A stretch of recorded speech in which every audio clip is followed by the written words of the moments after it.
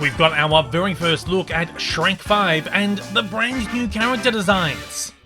Look how they mess with my boy. All the details right here. Shrek 5 is finally on the way, and Universal have given us our very first look at the hotly anticipated movie. The mini teaser trailer sees the Shrek family crowding around the magic mirror as they discover their place in 2020's meme culture. It's a pretty meta gag that's perfectly in line with the franchise's style, and I think we all expected some Shrek meme gags from the upcoming film. The trailer also notably introduces us to a sort of new character of the Shrek gang, Shrek and Fiona's daughter, who the trailer reveals will be voiced by Zendaya, who joins the OG voice cast. This is a rumour that's been floating around for a week or so it's great to see this one confirmed. I'm also kind of interested to see whether Shrek and Fiona's other kids will be appearing in the movie here too, and who'll be voicing them.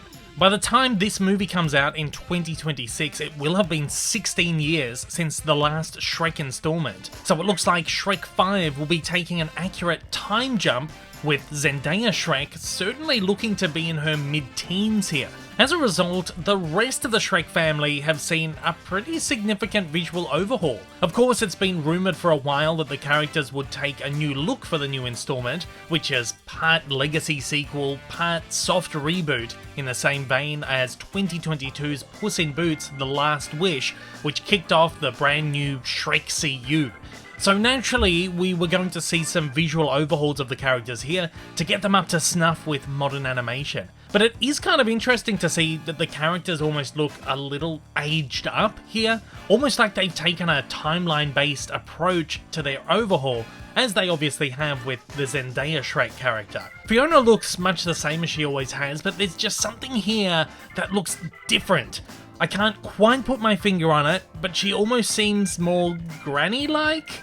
There's something in the oddly pursed lips and small gapped teeth that just makes her seem older. Shrek, on the other hand, somehow seems a little more realistic. There's definitely a definition to his skin that we've never seen before, and a huge detail put into the wrinkles on his brow and eyes.